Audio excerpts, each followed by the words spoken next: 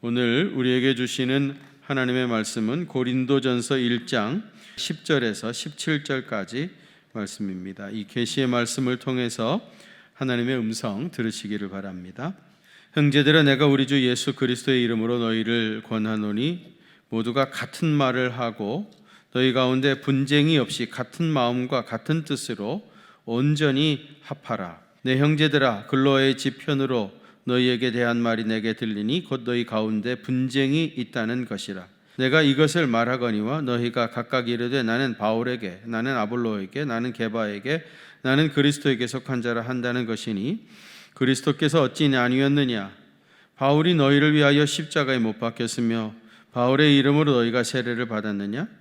나는 그리스보와 가이오 외에는 너희 중 아무에게도 내가 세례를 베풀지 아니한 것을 감사하노니 이는 아무도 나의 이름으로 세례를 받았다 말하지 못하게 하려 함이라.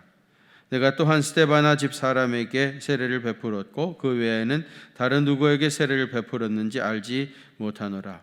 그리스도께서 나를 보내심은 세례를 베풀게 하려 하심이 아니요 오직 복음을 전하게 하려 하심이로되 말의 지혜로 하지 아니함은 그리스도의 십자가가 헛되지 않게 하려 함이라.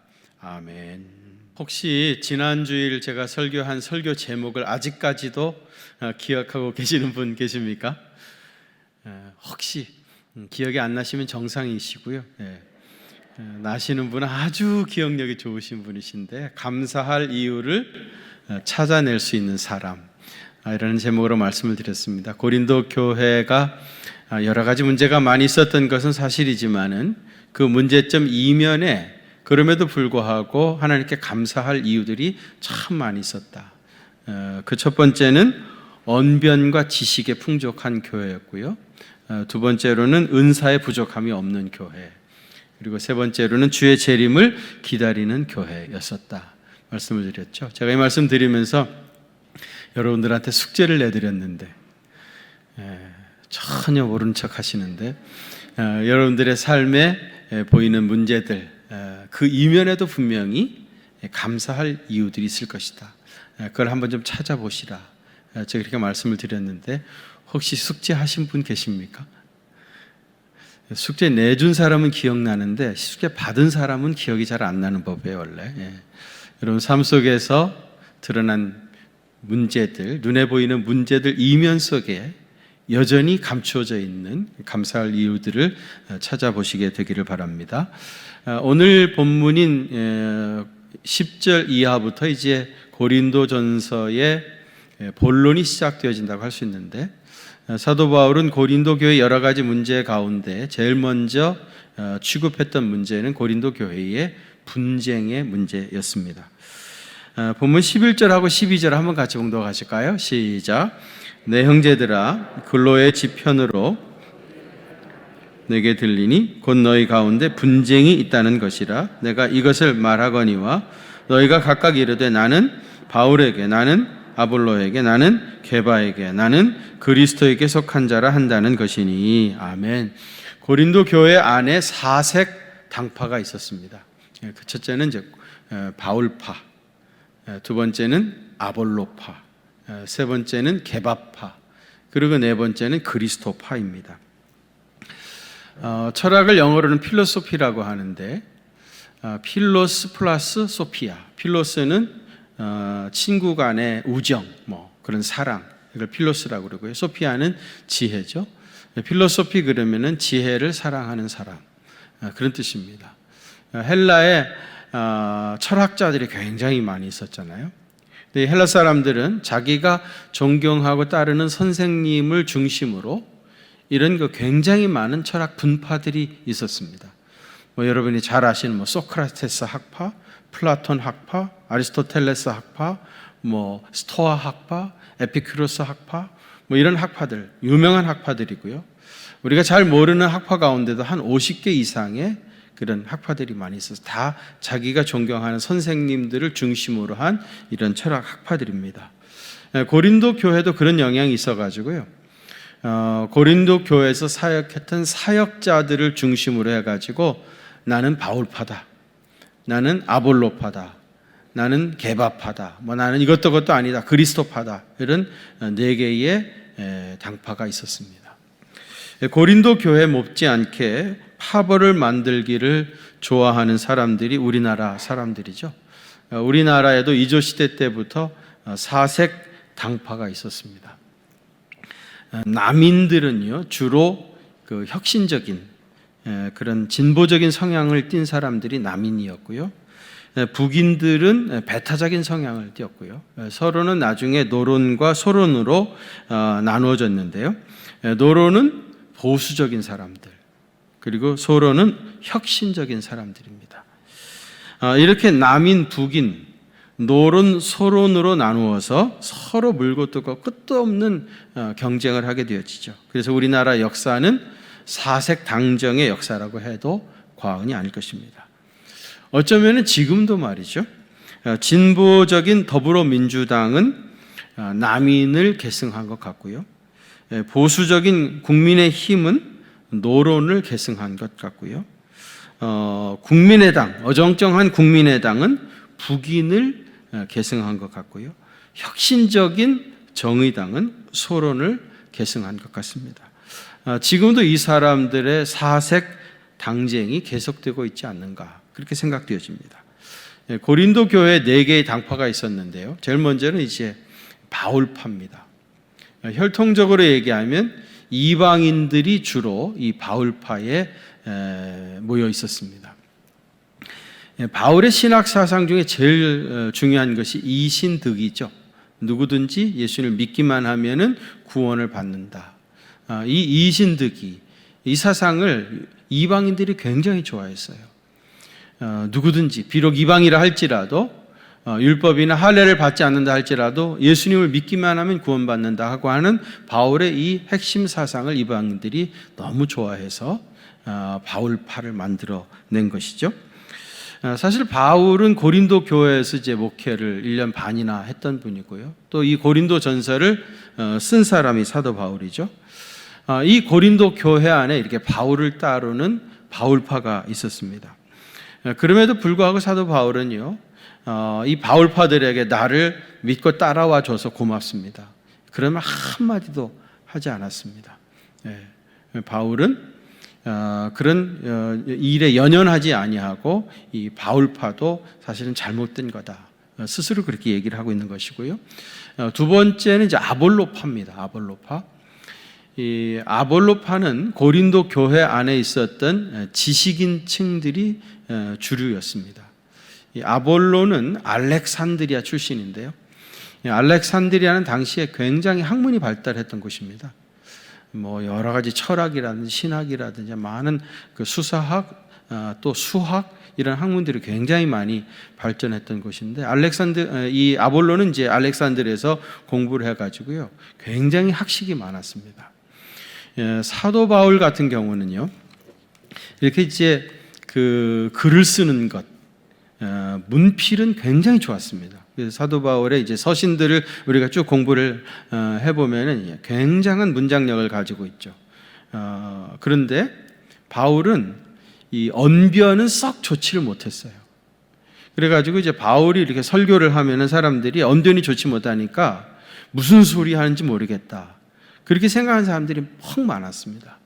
그러다가 이제 아볼로가 와가지고 설교를 하는데 들어보니까 얼마나 잘하는지, 수사학을 공부해가지고 또 학문적으로 연구를 많이 한 사람이기 때문에 뭐 아볼로가 전하는 설교 말씀이 쏙쏙 귀에 다 들어오는 것이에요. 수사학도 잘해가지고 뭐 얼마나 설교가 좋은지 몰라요. 그래가지고 이제 고린도 교회에 있던 지식인들을 중심으로 해가지고 아볼로파가 있었던 겁니다. 그 다음에는 이제 세 번째가 이제 게바파죠. 혈통적으로 얘기하면 유대인들이 주류였는데요. 이 게바라고 하는 이름이 베드로의 유대식 이름이잖아요. 그래서 유대인들은 베드로라는 이름보다 게바라는 이름을 더 좋아했고요. 왜 유대인들이 이 게바파를 만들었는가 하면은, 사실 사도 바울은 아까 말씀드린 대로 이신득이 사상, 누구든지 예수를 믿기만 하면, 유대인이나 헬라인이나 할 것 없이 예수님을 영접하기만 하면 다 구원받는다, 이렇게 이제 강조를 하는데, 유대인들은 다른 생각을 가지고 있었어요. 무슨 소리냐? 우리 조상들의 율법도 지켜야 되고 또 할례도 받아야 되고 이런 생각을 가지고 있었던 사람들이 유대인들이에요. 그래서 이제 사실 유대인들은 사도 바울의 주장이 썩 마음에 들지 않았던 겁니다. 그래서 우리는 유대인의 사도인 베드로, 우리는 개바파다. 베드로가 훨씬 더 좋은 사도다. 그러면서 이제 개바파를 만들었던 것이고요. 그다음 마지막이 이제 그리스도파죠. 그리스도파. 우리는 누구에게도 속하지 않았다. 그렇게 주장하는 사람들인데요. 얼핏 보면 가장 이상적인 것 같죠. 당연히 예수님만 우리가 따라야 되죠. 그런데 이 사람들의 문제는 뭐예요? 이들은 그리스도만 따르는 우리가 진짜 신자다. 너희들은 가짜다. 너희들은 잘못됐다. 이 그리스도파에 속하는 사람들이 고린도 교회 안에서 봉사도 제일 많이 하고요. 전도도 제일 많이 하고 실제로 많은 일들을 했던 사람들이에요. 뭐 그것까지는 좋은 거죠. 그런데 우리만 거룩한 백성이다. 우리만 옳다. 그런 영적인 교만, 독선 이런 것들이 가득했던 사람들이 그리스도파입니다. 여러분 바울이나 아볼로나 베드로 다 하나님께서 한때 귀하게 쓰셨던 사도들이죠. 그런데 그들이 아무리 훌륭하다 하더라도요, 바울 파가 되어버리고 아볼로 파가 되어버리고 게바 파가 되어버리면 그거는 잘못된 겁니다. 유명한 일화인데요. 그 감리교를 창시한 사람은 요한 웨슬리입니다. 요한 웨슬리. 요한 웨슬리가 어느 날 기도하다가 잠이 들었다고 그래요. 잠을 자다가 꿈을 꾼 겁니다. 요한 웨슬리가 꿈에서 있었던 일을 얘기하는 건데요. 이분이 꿈을 꿨는데 자기가 천국에 가게 되었다고 그래요. 천국에 들어가면서 갑자기 궁금한 게 생각난 거예요. 자기가 이제 감리교를 창시를 하고 많은 감리교도들이 있는데 이 천국에 감리교인들이 많이 와 있겠지? 이런 생각을 한 거예요. 그래가지고 이제 그 문에 있는 천사한테 물었답니다. 천사님, 여기 메소디스트 감리교인들이 많이 와 있지요? 그렇게 물어본 거예요. 그랬더니 잠깐만 기다리십시오. 그랬더니 천사가 무슨 책을 가지고 뒤적뒤적 하더니 한참 있다가 웨슬리님 미안하지만 감리교인이 한 사람도 없습니다. 그 웨슬리가 깜짝 놀라요. 내가 뭘 잘못 깨달았구나, 뭘 잘못 가르쳤구나. 그러면은 칼빈주의자들, 칼비니스트들이 말이 맞나 보다. 그래가지고 물어본 거예요. 그러면 천사님, 칼비니스트들, 장로교인들이 많이 와 있습니까? 또 잠깐 기다리라고 하더니 뭘 뒤척뒤척 하더니 웨슬리님 미안한데 장로교인도 하나도 없습니다. 그래서 이제 이 웨슬리가 더 놀란 거예요. 그러면 이 종교개혁이 잘못된 거구나. 그러면은 이 천국에는 다 카톨릭 교인들만 와 있습니까? 그렇게 물었더니 아니요, 카톨릭 교인도 한 사람도 없습니다. 그래서 웨슬리, 그럼 도대체 이 천국엔 누가 와 있습니까? 이 천국에 아무도 없습니까? 그때 천사가 웃으면서 천국에는 그리스도에게 속한 사람만 와 있습니다. 그렇게 얘기했다건 아주 유명한 이야기입니다.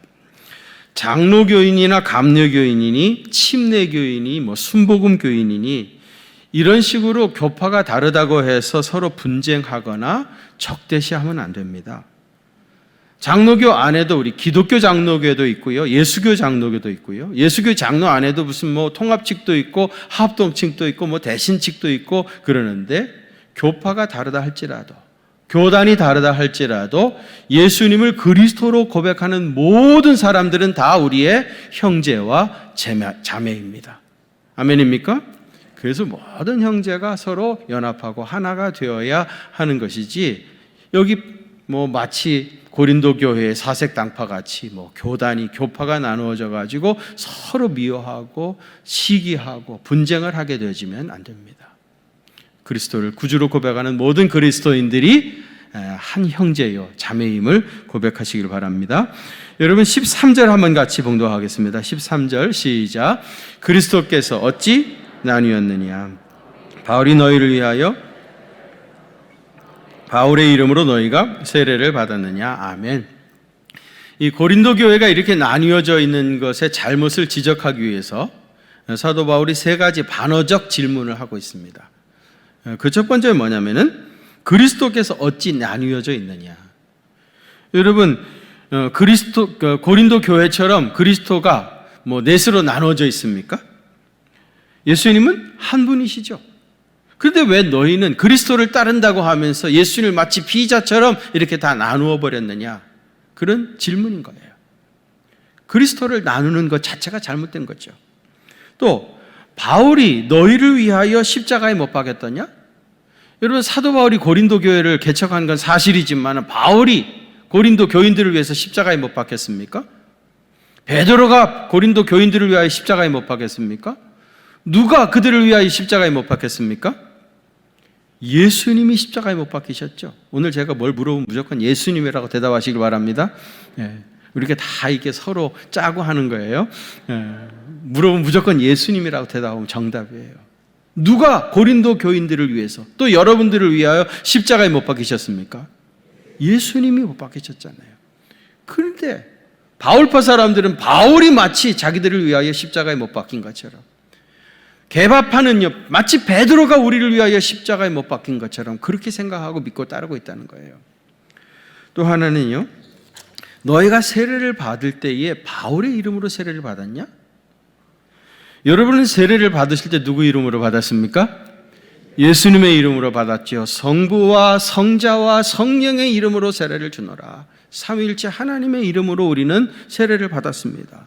바울이 세례를 베풀었다고 해서 바울의 이름으로 세례 받은 겁니까? 개바파는 베드로의 이름으로 세례를 받은 겁니까? 그런데 왜 바울의 제자, 베드로의 제자가 되려고 하느냐? 그런 말이에요. 여러분, 세례의 가장 중요한 의미가 뭐예요? 로마서 6장 3절과 4절에 보시면은요, 무릇 그리스도 예수와 합하여 세례를 받은 우리는 그의 죽으심과 합하여 세례를 받은 줄을 알지 못하느냐? 그러므로 우리가 그의 죽으심과 합하여 세례를 받음으로 그와 함께 장사되었나니 이는 아버지의 영광으로 말미암아 그리스도를 죽은 자 가운데서 살리신 같이 우리로 또한 새 생명 가운데 행하게 하려 함이니라 그랬어요. 세례는요, 그리스도와 합하는 겁니다. 그리스도와 연합하는 거예요. 내가 그리스도와 연합했다고 하는 것을 객관적으로 증명하는 것이, 그것이 세례인 겁니다. 우리가 그리스도와 연합한 자가 되었다고 하면은, 그러면 예수에게 속한 자가 되어서 주님만을 따라가는 것이 마땅하지 않겠습니까? 왜 그런데 바울을 따라가고 왜 베드로를 따라가고 아볼로를 따라가고 있느냐? 그러면서 책망하고 있는 거예요. 물론 존경할 만한 스승을 갖는 것은 굉장히 귀하죠.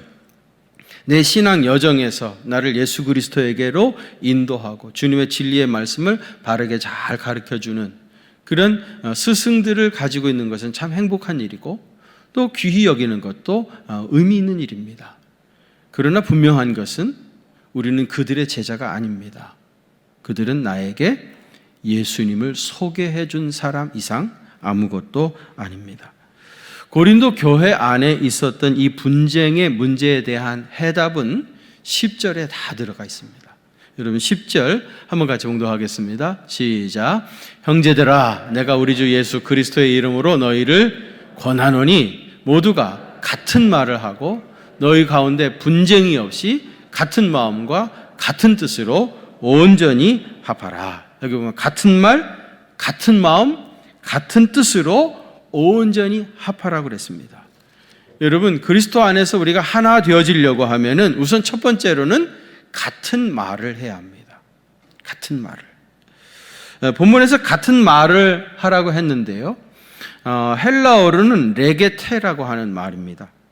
이 레게테라고 하는 건 무슨 뜻인가 하면은요. 누가 무슨 얘기를 할 때 얘기를 척 들어보니까 이 사람은 이 당에 속했구나. 이쪽에서 속해가지고 이 사람, 그들의 말을 대변하고 있구나. 그런 식으로 다른 사람이 느끼지 않도록, 그렇게 느껴지지 아니하도록 말을 하는 것입니다. 그게 레게테예요. 예를 들어가지고요. 우리나라에서도 가끔 이제 무슨 인사청문회 같은 거 하잖아요. 후보자들을 가운데 세워놓고 국회의원들이 쭉 질문을 하는데 국회의원 명판에다가 무슨 당 누구 이렇게 하지 않아요. 그렇지만은 말하는 어투나 질문하는 내용을 보면 아, 저 사람은 야당이구나, 저 사람은 여당이구나 하는 걸 금방 다 알 수가 있습니다. 마치 꼭 다 짜고 나온 것처럼 그런 식으로 얘기를 하지 말라. 이게 레게테예요. 누구 편에 속해가지고 일방적으로 그 주장을 하지 말라는 겁니다. 일방적으로 같은 편의 뜻을 주장하게 되어지면 반드시 반대편이 생기게 되어지고요. 그래서 공동체는 둘로 깨지게 되어집니다. 그래서 여러분, 항상 말이라고 하는 거는 거기 있는 사람이 거의 대다수가 다 동의할 수 있도록 말을 해야 되는 거예요. 이런 사람이 지도자가 될 수 있습니다. 왜냐하면 지도자는 한두 사람, 소수 몇 사람들의 지지를 받아가지고 될 수 있는 게 아니기 때문이에요. 레게테는 내가 어느 편에 속해가지고 그 당의 이야기를 고집하고 주장하고 그래서 공동체를 깨트리는 역할을 하는 것이 아니고요. 하나의 공동체로 회복하는 그런 말을 해야 한다는 거예요. 그게 같은 말을 하라 하는 말의 뜻인 겁니다. 두 번째로는 같은 마음을 가지라 했어요. 입으로는 같은 말을 한다 할지라도 마음이 같지 않으면은 진정 하나 될 수가 없어요. 같은 말을 하기 이전에 더 중요한 것은 같은 마음을 품는 것입니다. 같은 마음을 품는 것, 공감하는 것, 이것이 굉장히 중요합니다. 심리학에서는요, 공감이라고 하는 말을 이렇게 해석을 하는데, 대상을 알고 이해하거나 대상이 느끼는 상황 또는 기분을 비슷하게 경험하는 심적 현상을 말한다. 그렇게 해석을 해요. 쉽게 얘기하면 상대방의 마음속에 들어가서 그와 똑같이 느끼는 것, 그것이 공감입니다. 지난주에 우리 교회는 어떤 분이요, 저에게 아주 좋은 선물을 하나 주셨어요. 이지성 씨라는 분이 에이트라고 하는 책을 썼는데 그 책을 저한테 선물로 보내주셨어요. 뭐 100몇십만 부 찍혀서 읽혔으니까 아마 여러분들 가운데서도 읽으신 분들이 많이 계시리라고 생각이 되어지는데, 제가 그 책을 다 읽고 나서 알게 되어진 건데, 애석하게도 공부 잘하시던 분들이 성공하던 시대는 이제 지나가고 있구나 하는 것을 느끼게 되었습니다. 왜냐하면은요, 스스로 학습할 수 있는 AI가 등장함으로 많은 정보와 지식을 암기하고 그것을 분석해야 하는 사람은 더 이상 쓸모가 없는 세상이 되어가고 있는 겁니다. 보통 IQ가 150이다 그러면 굉장히 머리 좋다 그러죠. 뭐 170이다 그러면 천재라고 그러고요. AI의 IQ는요, 많이 훨씬 넘습니다. 그러니까 AI하고 머리 가지고 싸우려고 하는 사람은 100% 패배합니다. 천재기사 이세돌이 알파고에게 완패당한 것처럼 말이죠. 실제로 미국의 월스트리트에서 있었던 일이에요. 골드만삭스가요, 켄쇼라고 하는 인공지능을 채용을 했습니다. 그 결과 켄쇼가요, 그 월스트리트에서 거기서 연봉이 굉장히 높은 100만 불 이상 훨씬 받는 연봉을 받는 600명의 트레이더가 한 달 동안 할 수 있는 일을요, 최고의 연봉을 받는 600명의 트레이더가 한 달 동안 해야 하는 일을요, 이 켄쇼는 3시간 20분 만에 끝내버렸습니다. 그런데 일을 얼마나 잘했는지 그 600명의 트레이너가 했던 것보다 훨씬 더 많은 이득을 남긴 겁니다. 그래서 이 600명의 트레이너가 어디 갈 데가 없게 되면 쓸모가 없는 사람이 됐어요. 598명이 자기 집으로 돌아갔다고 그래요. 그래서 앞으로 20년 안에 가장 빨리 사라지게 되어질 직업군은 소위 말하는 전문직들입니다.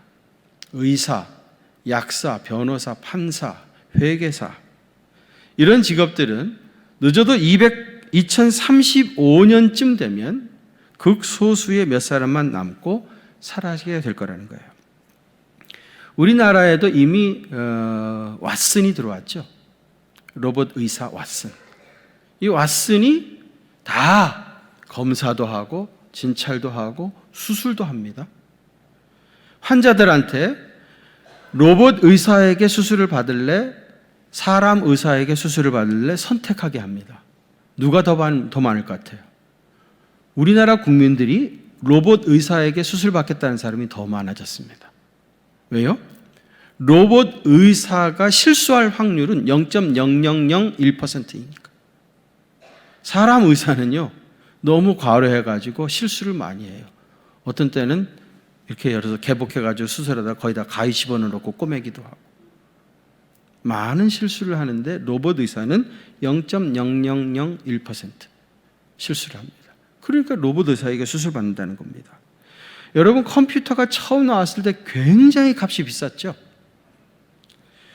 지금 AI 장비가 상당히 비싸지만은요, 그래서 이걸 AI로 대체할까 노동력으로 할까 지금은 거의 비슷해서 갈등을 합니다. 근데 얼마 있으면은 양자 컴퓨터가 나와가지고 보편화되어지면 이 AI가 굉장히 지금 컴퓨터 같이 싸지게 되는 거예요. 그러면은 인건비하고 비교를 할 수가 없습니다. 그래서 사회 전반적인 분야의 AI가 다 노동력을, 이를 대체하게 될 것입니다. 그러니까 앞으로 사회는요, AI를 컨트롤할 수 있는 극소수 몇 사람, 아니면 AI가 할 수 없는 일을 할 수 있는 사람, 그런 사람만 살아남는다는 결론입니다. 그러면 AI가 할 수 없는 일이 뭐겠어요? AI가 지금도 사람들의 음성이나 톤이나 이런 것들을 분석해가지고 그 사람의 감정을 어느 정도 읽어낸다고 그러죠. 그러나 완전한 의미에서 AI가 사람과 공감할 수가 없어요. 다시 말해가지고 AI하고 얘기를 했는데 AI가 내 마음과 내 느낌을 그대로 받아가지고 통곡하면서 같이 울어주는 그런 AI는 나올 수가 없다는 거예요. 그는 인간이 아니기 때문에 인간과 똑같은 것을 느낄 수 있는, 공감할 수 있는 그런 일은 할 수 없다는 겁니다. 그러니까 미래 시대에 살아남을 수 있는 사람은 누굽니까? 공감할 수 있는 능력을 가진 사람. 공감할 수 있는 능력. 그래서 여러분, 미국의 하버드 대학이나 예일 대학에서 의과대학 수업을 완전히 바꿔버렸다고 그래요.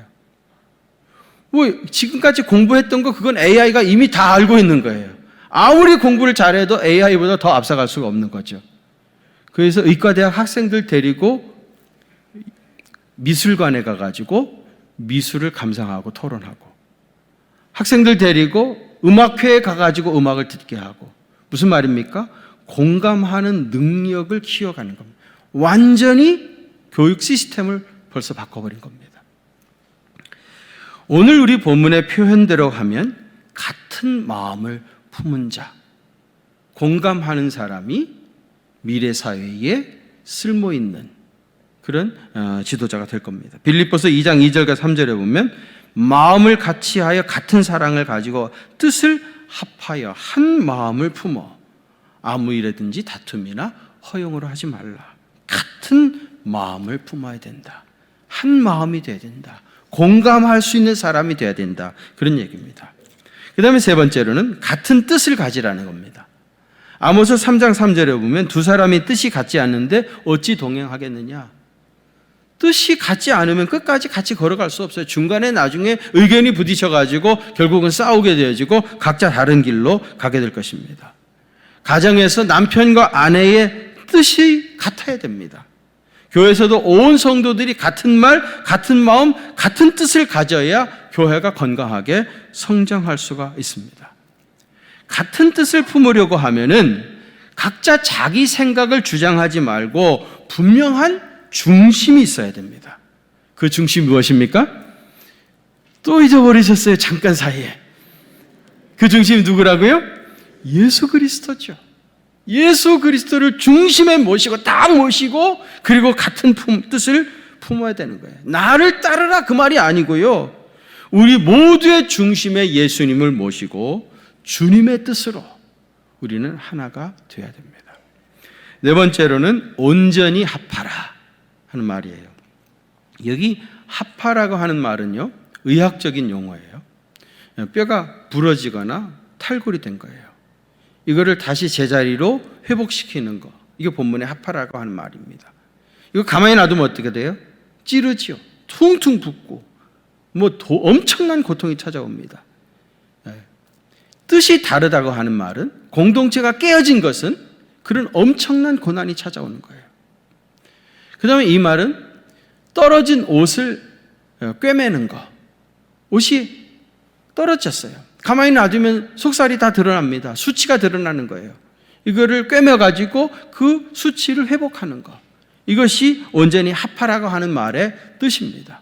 여러분, 공동체가 깨어진 상태로 그냥 그대로 있으면은 굉장한 고통을 거기 모든 사람들이 겪게 되어지고 엄청난 수치가 드러나게 되어지는 거예요. 그리스도를 중심으로 이것이 회복이 돼서 온전히 합해져야, 그래야 건강한 공동체가 됩니다. 우리가 같은 말을 합시다, 같은 마음을 품읍시다 외친다고 해서 합해지는 것이 아니에요.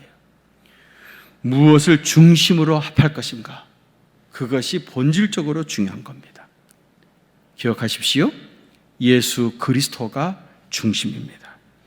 이 분명한 중심을 잃어버리게 되어지면 허망한 것에 붙잡혀가지고 끌려다니게 되어지고요, 결국은 공동체는 사분오열하게 되어지는 것입니다.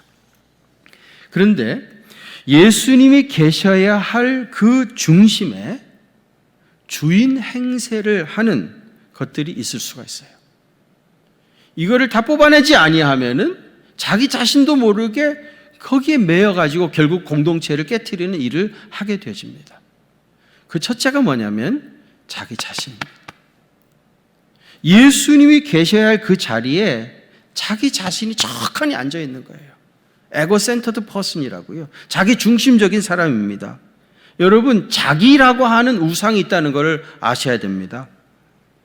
자기에게 잘해주는 사람, 좋은 사람이라고 느껴져요. 자기한테 잘못하는 사람, 나쁜 사람이라고 생각합니다. 그 기준이 자기한테 잘해주냐 안 해주냐, 그게 기준인 거예요. 우리는 그런 기준을 가지고 사람들을 판단하고 있습니다. 자기에게 좋은 생각, 자기에게 맞으면 좋은 생각이고요, 자기와 다른 생각을 주장하면 나쁜 생각이라고 생각합니다. 자기에게 편하면 좋은 방법이래요. 자기가 불편하면 나쁜 방법이랍니다.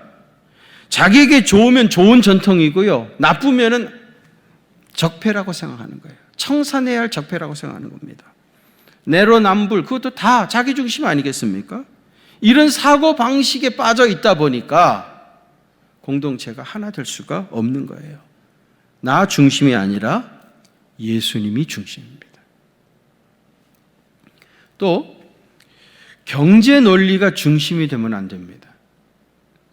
미국의 K마트나 또 월마트 같은 데 가면, 우리나라 이마트 같은 곳입니다, 누구든지 총을 살 수가 있어요. 그래서 미국 사람들이 총을 다 집에 소지하고 있습니다. 그 총기 사고가 많이 나요. 지난 3월 달에도 애틀란타에서 우리 한인 상가에 총기 사고가 있었죠. 그래서 우리 교포들을 중심으로 8명 아시안들이 죽었습니다. 통계적으로 얘기하면 한 달에 33건 정도 총기 사고가 발생합니다. 그러니까 미국에서 매일 한 건 이상이 총기 사고가 나는 거예요. 그래서 많은 사람들이 죽고 희생을 당하고 그렇게 문제가 되어지는데, 그래도 미국 사회는 아직도 버젓이 총기를 판매하고 있어요. 그런 사고가 날 때마다 총기 판매하는 걸 금지해야 된다, 그런 말들이 많이 나오지만은 전혀 달라지지 않습니다. 왜 그러겠습니까? 총기 판매 시장 규모가 엄청나기 때문입니다. 그 이득을, 그 경제적인 이득, 그거를 포기할 수가 없기 때문에 그런 거예요. 포기할 수 없다는 사람들이 그리 많이 있기 때문에 그런 거예요. 이제 올림픽이 얼마 남지 않았죠? 아마 2달 정도 남은 것 같은데, 지금 일본에서 확진자가 하루에 3,000명씩 나오고 있습니다. 작년보다 어떻게 보면 더 상황이 나빠졌습니다. 지금 올림픽을 해야 되느냐 말아야 되느냐, 그런 고민들이 많고, 일본뿐만 아니라 전 세계에서 지금 고민을 하고 있죠. 그런데 고민을 하고 결단을 내리지 못하는 이유가 뭐냐? 완전히 돈 때문입니다. 예를 들어가지고 일본에서 도저히 안 되겠다, 이건 너무 위험하고 코로나가 전 세계로 확산되어질 위험성이 있으니까 안 되겠다, 만일에 일본에서 스스로 포기를 하게 되어지면, 그러면 올림픽에서 제일 많은 수입이 들어오는 게 방송 중계권입니다. 전 세계 주요 방송국으로부터 다 계약을 맺어놨는데 이걸 다 배상해 줘야 됩니다. 일본 정부가 이걸 다 배상해 줘야 되기 때문에 일본은 그렇게 할 수 없으니까 하는 겁니다. 그 IOC에서 이게 도저히 안 되겠다, 상황이 이렇게 됐으니까 취소를 하자. 만일 IOC에서 취소하기로 결정하면 IOC에서 일본 정부에 이 모든 배상을 다 해줘야 되는 거예요. IOC가 무슨 돈이 있습니까? 그러니까 취소를 못하는 거예요. 일본도 돈 때문에 못하는 거고 IOC도 돈 때문에 취소를 못하는 거예요. 그래서 아마 할 겁니다. 동경올림픽 할 겁니다. 해도 문제고 안 해도 문제고. 사실 여러분, 지금 전 세계는 이 경제 논리가 중심이 되어서 흘러가고 있어요. 그런데 여러분 기억하세요. 경제 논리가 중심이 되어버리면 절대로 하나가 될 수가 없어요. 왜 그러겠습니까? 그 중에 어떤 사람은 손해를 보고 어떤 사람은 이득을 보기 때문이에요. 경제 논리로 얘기하면 누구는 손해를 보고 누구는 이득을 보기 때문에 결국 손해본 사람과 이득 본 사람이 화합할 수가 절대로 없는 겁니다. 그 여러분, 자기 자신이 중심이 되어도 안 되고요, 돈이 중심이 되어서도 안 되고요, 우리의 중심에는 반드시 누가 계셔야 된다고요?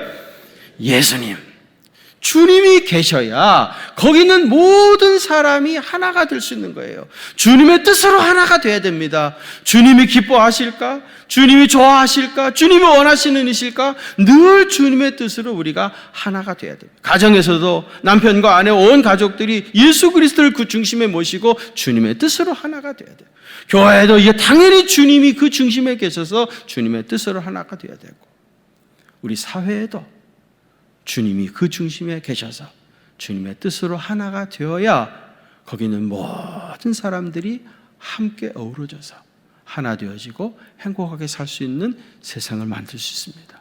우리 주님은 그런 세상을 꿈꾸고 계시고 우리 그리스도인들이 중심이 되어서 이런 일들을 감당해 주시기를 간절히 바라고 계십니다.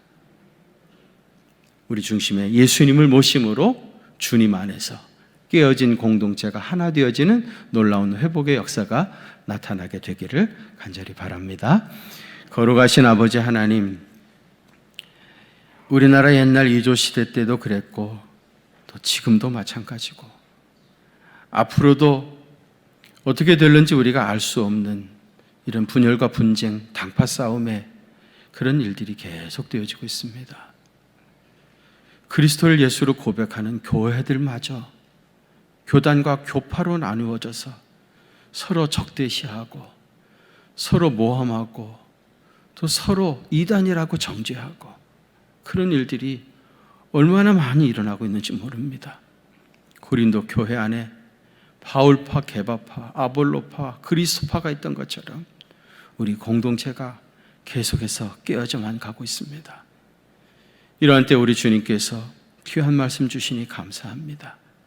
같은 말, 같은 마음, 같은 뜻으로 합하게 하시고 회복되어져서 하나님의 귀하신 뜻을 이루어드리고 모든 사람이 행복하게 살 수 있는 그런 아름다운 세상을 건설해 갈 수 있도록 주께서 은혜 부어 주옵소서.